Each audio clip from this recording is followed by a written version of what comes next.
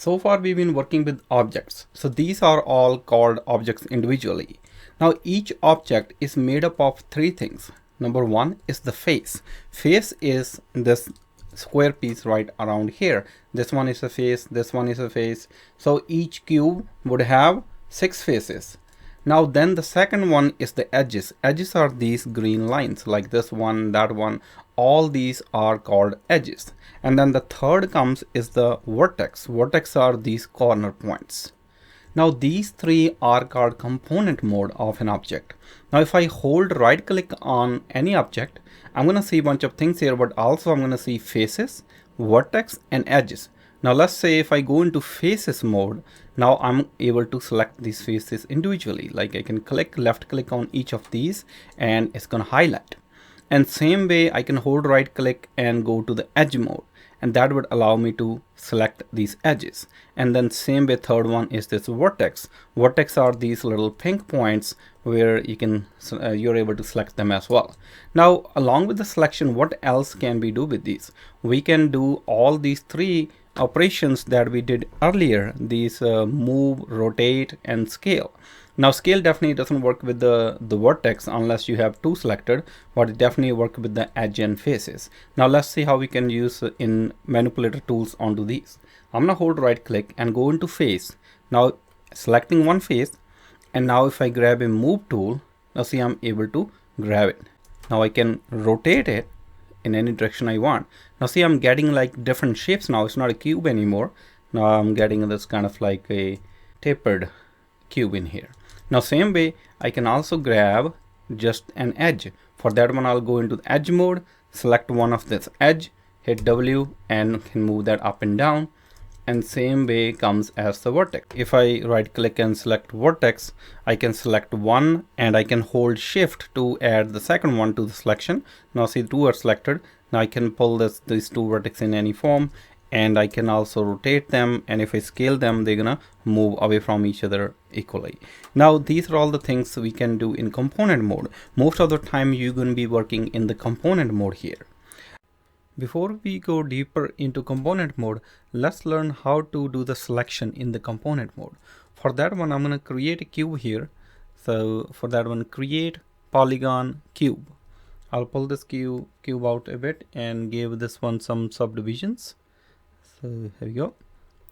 Now I want you to look at the selection here. So you can select faces. For sure, right click, go into face, you'll be able to select a face. In order to select entire ring around it, you wanted to hold shift and double click on the next one. See now if I double click, it selects the entire ring there. Now that's another thing, if you double click on any single face without holding shift, it selects the entire object. Now after selecting the first one, the second one is going to determine what direction it's going to select. Now if I am selecting from here as a second face, holding shift is going to select this ring. But while if I select, let's say this and hold shift and select this one, now I got two rings, one horizontal and the second one is vertical. Same way if you like highlight any edge and double click on it, and you can see entire edge is selected. Now holding shift, add to the current selection, hold shift and double click, and that will select, and you can do as many selections you want in this way. Third component is vertex. So I'm going to deselect it and I'm going to go into vertex mode. There we go. Now for vertex, there's no specific way of selecting rings. It's more you drag select them and you can move them from any one position to another. You can select one, two or multiples. That's how you move these vertices. Alright, so we just looked at how to do the selection in a component mode. And component mode is going into faces, edges or vertices. While we are in component mode, let's also take a look at component tags. How to use them is same way. If you make a selection in any of the faces or vertices, let's say I'm going to select this ring from here, and maybe I'll select another one as well. Now let's say you need to use this later on for any purpose. You can save this selection and that can be saved as a component tag. And how to create a component tag for this is you wanted to go into attribute editor for that, and then in the shape attributes, like you'll see in the shape tab here down, you're gonna see a component tag. So expand that and then down here go to the very end where it's a plus sign. While you have the faces selected, you can add that and it will add unnamed tag there. And let's name this, let's say horizontal loops. There you go, enter. Now if I go back into object mode, I can do similar with the edge. So maybe I'll select this edge, and let's say maybe I'll select two of these along with it, or maybe add these. Now while they're selected, hit plus, and I'm gonna call this one edges. Now same way you can do the vertex as well.